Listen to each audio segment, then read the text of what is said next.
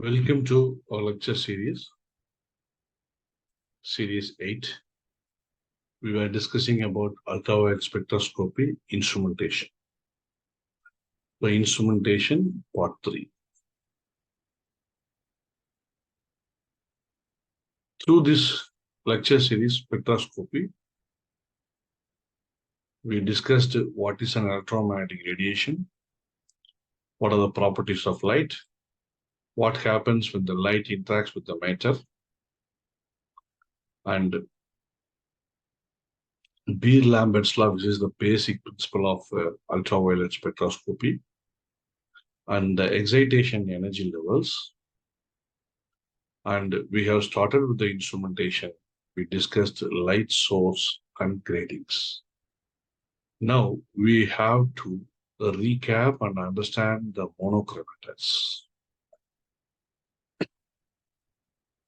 So when we talked about light source, tungsten film lamps and hydrogen or deuterium lamps are the most widely used and a suitable light source as they cover the whole ultraviolet region. In some way, the halogen lamps also used above 375 nanometers, but hydrogen deuterium have a wide source.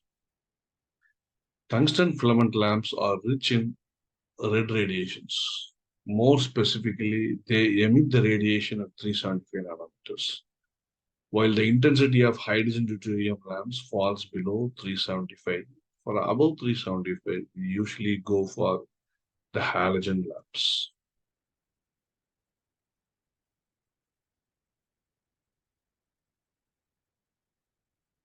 While we're talking about monochromators are generally a prism type or slit types. Most of the spectrophotometers are double beam spectrophotometers. So the radiation emitted from the primary source is dispersed with the help of a rotating prism. The rotating prism will have a continuous rotation, and one region it will be opaque and another region it would be transparent. And the continuous rotation and splitting takes place.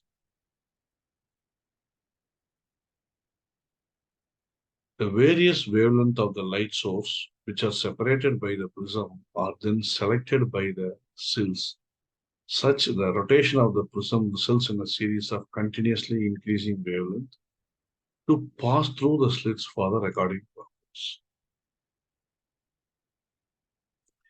The beam selected by the silt is monochromatic and further divided into two beams with the help of another prism. One beam will pass through the reference, another beam will pass through the sample.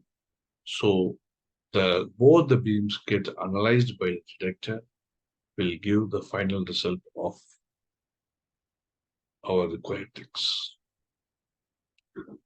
So this region, that is monochromator, which includes the entrance slit, the dispersive medium, either it be a grating or be a prism, and the exit slit plays a very important role in selecting the wavelength, and light source also play a major role, which helps to give the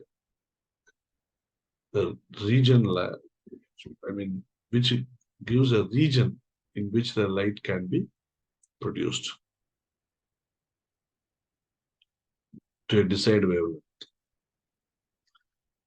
So in the next part, we will be discussing about the sample container, the detectors, and applications. Thank you.